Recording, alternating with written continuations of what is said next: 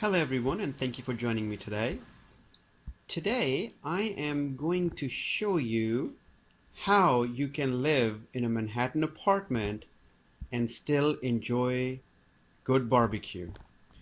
What I'm going to show you how to prepare today is roast beef. Now I have about 4 pounds of Angus cut roast beef. I have a white onion. I have a Dutch oven. It's about, again, 5 quarts. I have some chocolate and some brown sugar. And in this dish, I have French sea salt, some paprika, garlic powder, cumin, some coffee grinds, turmeric, cayenne peppers, medley of black peppers.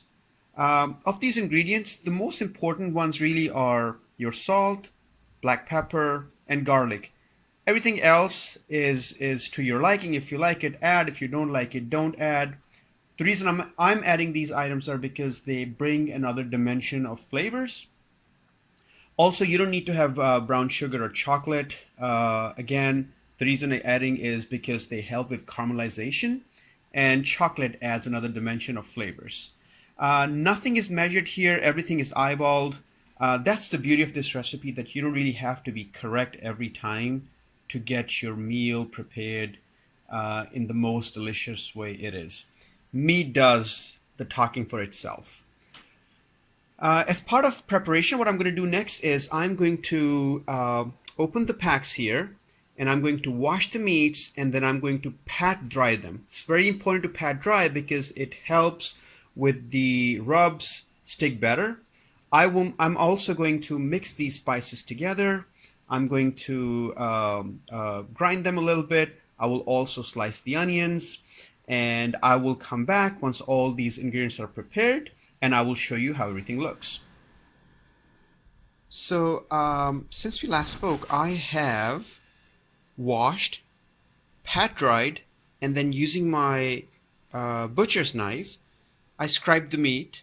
I've also completed the grounding of spices. And the reason I scribe this meat is because, as you can see, my mortar and pestle is not that big.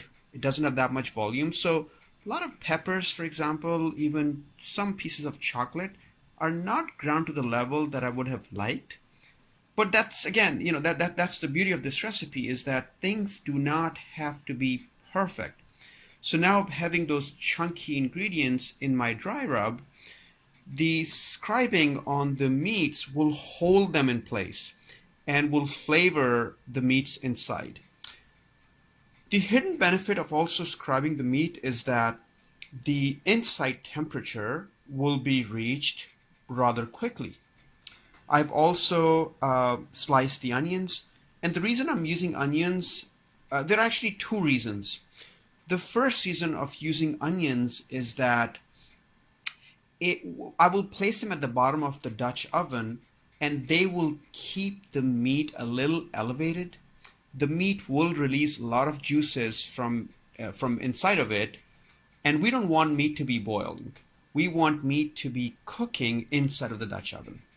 The second value of using the onions is that onions will provide the moisture back into the environment inside of the Dutch oven to make sure that meat does not get too dry. Okay. Separately, all the liquids that will come out of the meat mixed with onions will also create an amazing au jus. You can use it on top of the meats when eating it. You can also save that au jus and use it in place of bouillons or stocks. I have used that au jus for many things in my cooking. I'm also going to use some wine to deglaze when I am going to be caramelizing the meats before I put them to cook inside of the Dutch oven. So next step, what I'm going to do is I am going to put the dry rub onto the meat, get the meats prepared. In the background, I also have the Dutch oven warming up on the stove, and it's made of cast iron, so it's going to take some time, about 10 to 15 minutes. Um, I'm going to pause the video here. I'm going to put the rubs on the meat, get the meats prepared, and then I will show you how it looks. So here's our meat, which is, we've used dry rub on it, turmeric. So turmeric does tend to stain skin. So what I did was, I don't have rubber gloves. Instead, I used spoon to put the rub onto the meats and then just pat with my hand. And then I did not let spice to sit on my hand too long, and I washed it quickly. I don't have any stains of turmeric on my hand. I have omnidexterity. I use left and right hand for both things. So I just use my left hand for putting the dry rub on. Uh, in the background, I do have my Dutch oven running. To caramelize the meats, I'm going to add some peanut oil and some clarified butter. And I'll show you, I have this clarified butter. It's called Nanik, maybe. And you can buy these things anywhere these days. I got mine, I think, from Trader Joe's. Trader Joe's has them. I've seen in my neighborhood. Whole Foods also carries them. I think you can probably order them also from Amazon. If I do find a link, I'll keep in the description of the video. And you can also get them from ethnic stores. If in your town you have a well-stocked ethnic market or an Indian market or an Asian market, I'm pretty sure they will be carrying it. Anyways, if you can't find it, you can also use butter or not. Again, the flexibility of this recipe allows you to do any number of things. The reason I'm using it because of the aromas and the flavors it brings out, but it's not necessary. Again, a lot of people have been using smokers, even grills, to cook these meats without any of these fancy greases. So I'm going to pause the video here now. I will go ahead and put peanut oil and clarified butter into the Dutch oven, and then I will drop a piece of meat and start recording to show you how it looks. Okay, you guys, so the oil is actually ready. I've again added peanut oil and clarified butter. And the reason I'm using peanut oil is because it has a very high smoke point. So it's not going to make my smoke alarm go crazy in my apartment. My Dutch oven is made by Lodge. It's enameled. And I'm going to go ahead and move meat into it. I'm going to pause the video again. Sorry about that. Because it's going to splatter quite a lot, and I will turn it back on once meat has settled. Here we have meat sort of frying and caramelizing in the fat, and I will do so one at a time for both of my roast beefs. I can't do both at the same time because the space inside of the Dutch oven, it's going to get too crowded, and instead of caramelizing, it's actually going to start to boil. I will return once I have caramelized both pieces of meat, and I will show you how they look. Okay, our meats have been sauteed. Actually, I'm going to turn off the exhaust fan back here. Yeah, that's better. Meat has been caramelized, and if only you could smell this. This smell is so mouth-watering. It's incredible in here, but it's not ready to eat. I prefer my beef to be medium rare, and for that we need to get anywhere around 145°F. So what I'm going to do next is I'm going to transport these onions and drop them at the base of Dutch oven, and then I'm going to put the meats on top of the onions inside of Dutch oven, and I will close it. I will then take the Dutch oven and sit it inside the oven at about 350 degrees for 40 minutes or so. And hopefully, with the pressure of the steam inside of the Dutch oven, we'll prepare the meat and we don't have to cook it any longer. It's fairly fast. I mean, so far the prep time has been around 20 minutes, and that goes unpacking the meat, grinding the spices, putting everything together. And I have no dishes to wash, to be honest with you. I mean, it's just a mortar, pestle already washed, this cutting board, knife, and the pair of tongs over there. So I'm going to pause the video, move the onions, and get started. And then before I put the Dutch oven inside of the oven, I will show you how everything kind of fits inside of the Dutch oven before it goes for baking. Now here we have both pieces of roast beef resting on top of bed of onions inside of a Dutch oven. I also, before I put the onions in, because I had done two separate batches of roast beefs, a lot of dry rub kind of came off and burned at the bottom of my cast iron Dutch oven. So I splashed it with wine, which gets the all the burnt spices off of the surface and mixed with the grease, and then I dropped onions in there, which will soak up all the flavors from those burnt bits. I am going to put the lid on top now and carefully transport my Dutch oven inside of my oven, which is burning at 350-degree Fahrenheit. We will check back in about 30 minutes to see if meat is prepared and determine how we're looking. And 30 minutes have now lapsed. I have taken the Dutch oven out of the conventional oven.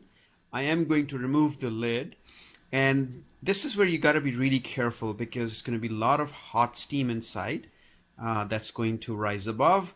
So keep face, sensitive areas of your hand away from it. In fact, watch the way I am going to remove it.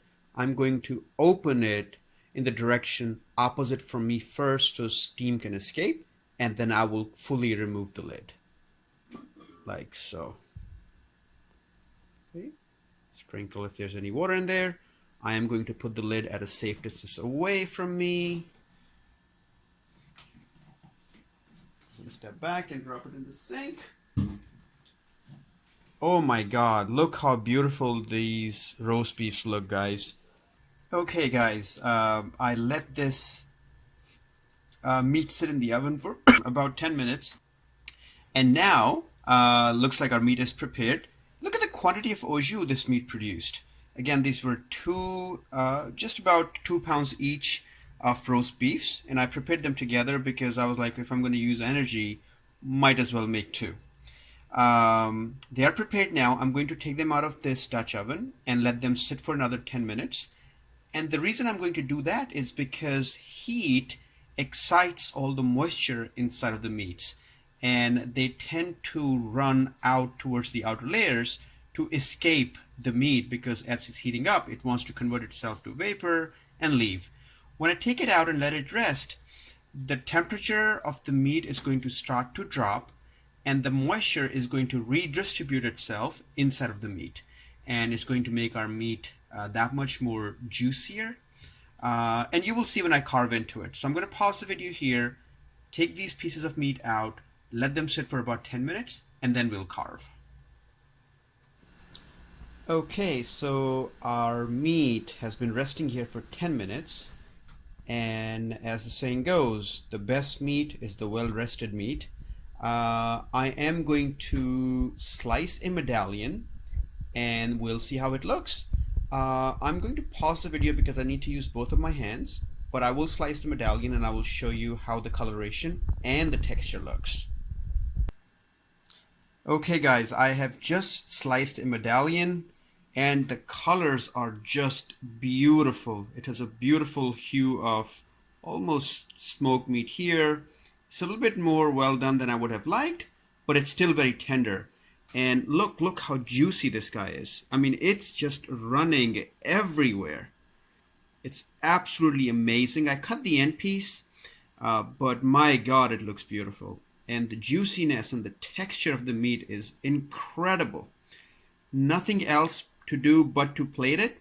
Let me plate it and show you how it looks on my plate tonight. And now for the moment we have all been waiting for. Drum roll, drum roll, drum roll, drum roll, drum roll, voila.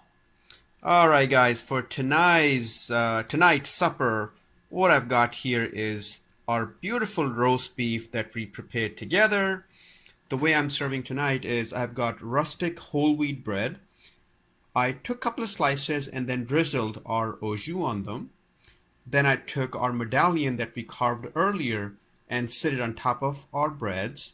I drizzled some truffle oil on top of my steak for aroma and just because I like truffle oil.